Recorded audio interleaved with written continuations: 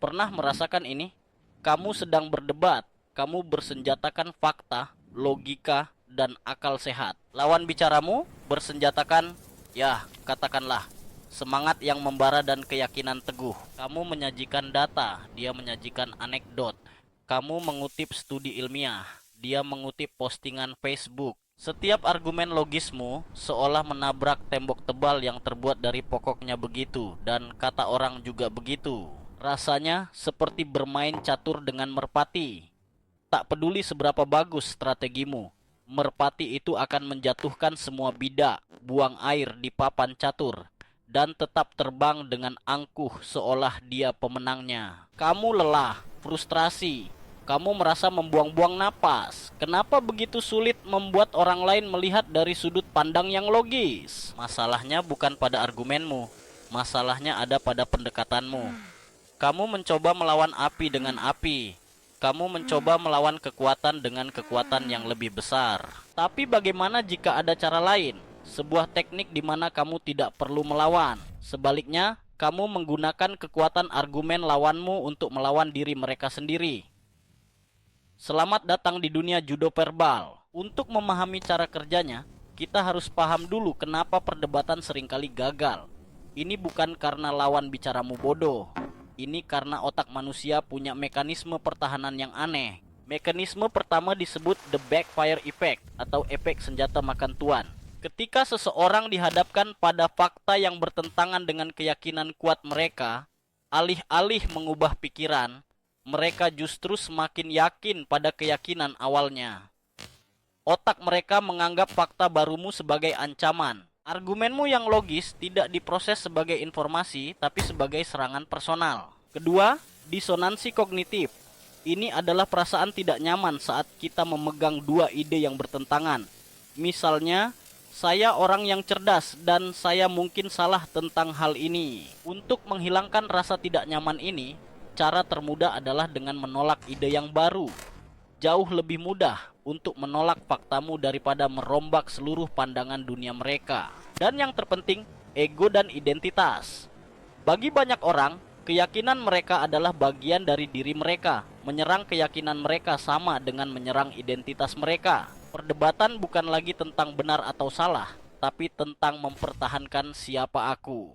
Dan dalam pertarungan identitas, logika jarang sekali menang. Jadi, jika serangan langsung tidak berhasil, apa solusinya? Judo. Dalam judo fisik, seorang praktisi tidak melawan kekuatan lawan dengan kekuatannya sendiri. Ia menyerap momentum lawan, mengalihkannya, dan menggunakan energi lawan untuk menjatuhkannya. Prinsip yang sama berlaku dalam percakapan. Ini dia 4 prinsip dasar judo verbal. Prinsip pertama, serap dan alihkan. Jangan blokir argumen mereka. Jangan katakan, kamu salah. Sebaliknya seraplah. Mulailah dengan kalimat yang menunjukkan kamu mendengar mereka. Aku paham kenapa kamu berpikir begitu. Atau itu sudut pandang yang menarik. Ini bukan berarti kamu setuju. Ini berarti kamu menunjukkan empati. Ini melucuti pertahanan mereka. Tembok ego mereka mulai retak karena mereka tidak lagi merasa diserang. Setelah menyerap, alihkan. Arahkan percakapan ke area yang lebih produktif. Contoh, aku paham kamu khawatir tentang dampak X. Apa yang paling membuatmu cemas soal itu? Prinsip kedua, gunakan metode Socrates. Berhentilah membuat pernyataan, mulailah mengajukan pertanyaan. Socrates terkenal karena tidak pernah memberi jawaban. Ia hanya bertanya, memaksa murid-muridnya untuk memeriksa logika mereka sendiri. Ajukan pertanyaan yang tulus dan terbuka, bukan pertanyaan menjebak.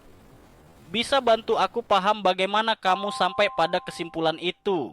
Bukti seperti apa yang sekiranya bisa mengubah pandanganmu tentang ini? Ini pertanyaan yang sangat kuat. Jika mereka tidak bisa menjawab, mereka secara tidak sadar mengakui bahwa keyakinan mereka tidak didasarkan pada bukti.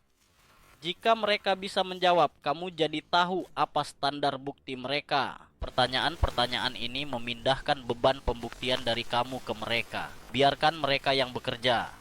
Biarkan mereka yang bergulat dengan argumen mereka sendiri. Prinsip ketiga, kontrol bingkai percakapan. Setiap percakapan punya bingkai atau konteks. Apakah ini pertarungan atau eksplorasi bersama? Orang yang memulai argumen biasanya menetapkan bingkai pertarungan. Tugasmu adalah mengubahnya. Sepertinya kita berdua sama-sama ingin yang terbaik. Kita hanya beda pendapat soal caranya. Coba kita mundur sejenak. Sebenarnya masalah inti apa yang sedang kita coba selesaikan di sini? Dengan mengontrol bingkai, kamu mengubah dinamika dari aku versus kamu menjadi kita versus masalah. Ini jauh lebih konstruktif. Prinsip keempat, temukan mengapanya. Di balik setiap argumen yang tampaknya tidak logis, seringkali ada emosi atau nilai yang mendasarinya. Seseorang yang menolak teknologi baru di kantor mungkin tidak membenci teknologinya. Mereka mungkin takut tidak bisa beradaptasi, takut terlihat tidak kompeten. Seseorang yang percaya teori konspirasi mungkin bukan karena bodoh. Mereka mungkin mendambakan rasa kontrol dan pemahaman di dunia yang terasa kacau. Jangan berdebat dengan argumennya, alamatkan emosinya. Sepertinya kamu sangat khawatir tentang keamanan, aku juga begitu. Saat kamu berhasil mengidentifikasi dan memvalidasi emosi di baliknya, perlawanan mereka akan menurun drastis. Kamu tidak lagi menyerang mereka, kamu justru bersekutu dengan mereka. Mari kita lihat contoh praktisnya. Skenario pertama, rekan kerja yang anti perubahan. Dia berkata, software baru ini buang-buang waktu. Sistem yang lama sudah bagus. Respons yang buruk, serangan langsung. Kamu salah. Data menunjukkan software ini 50% lebih efisien. Kamu harus beradaptasi. Hasilnya, dia akan semakin defensif dan mencari-cari segala cara untuk membuktikan software baru itu jelek. Respons judo verbal. Aku dengar keluhanmu. Perubahan memang bisa bikin frustrasi, menyerap. Bagian mana dari sistem yang lama yang menurutmu paling berharga? Mungkin kita bisa mencari cara untuk membawa efisiensi itu ke sistem yang baru. Mengalihkan dan mengubah bingkai. Lihat bedanya?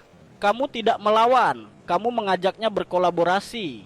Kamu memvalidasi perasaannya, takut garis miring frustrasi, dan mengubahnya dari musuh menjadi mitra pemecah masalah. Skenario kedua, teman yang percaya teori konspirasi. Dia berkata, pemerintah menaruh microchip di mana-mana. Kita tidak bisa percaya siapapun. Respons yang buruk.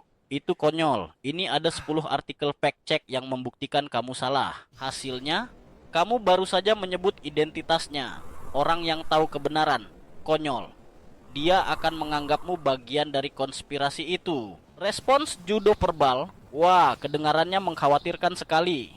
Menyerap emosi, rasa takut. Sepertinya isu kepercayaan ini penting sekali buatmu. Menurutmu, seperti apa sumber informasi yang bisa dipercaya itu? Mengalihkan ke kriteria. Lagi-lagi, kamu tidak menyerang faktanya. Kamu mengeksplorasi nilai di baliknya, yaitu kepercayaan. Kamu memaksanya berpikir, bukan tentang microchip, tapi tentang standar pembuktian. Ini adalah sebuah proses. Kamu tidak akan mengubah pikiran seseorang dalam satu percakapan. Tujuannya bukan memenangkan perdebatan, tapi menanam benih keraguan yang sehat dalam pikiran mereka sendiri. Jadi, mari kita rangkum dalam sebuah algoritma sederhana. 5 langkah untuk dipraktikkan. Langkah 1, JD. Saat mendengar argumen provokatif, jangan langsung bereaksi. Ambil napas.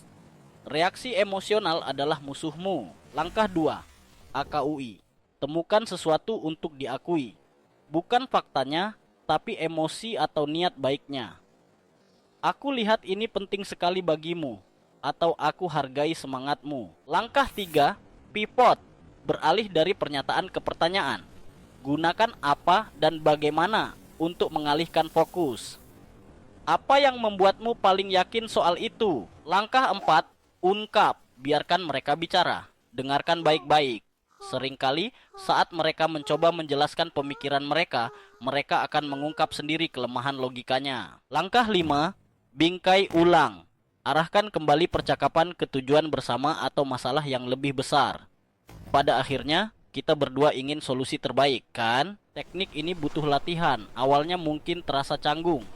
Kamu akan tergoda untuk kembali ke mode serangan dan membuktikan bahwa kamu benar. Tapi ingatlah merpati di papan catur. Kemenangan sejati bukanlah tentang membuktikan lawanmu salah. Itu hanya memuaskan ego sesaat.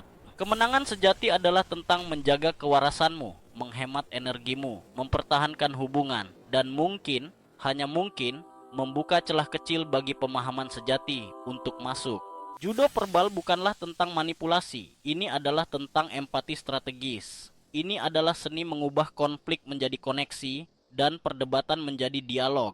Lain kali kamu berada dalam perdebatan yang mustahil, jangan keraskan suaramu. Sebaliknya, tenangkan pikiranmu dan ingatlah prinsip judo. Gunakan kekuatan mereka, bukan kekuatanmu.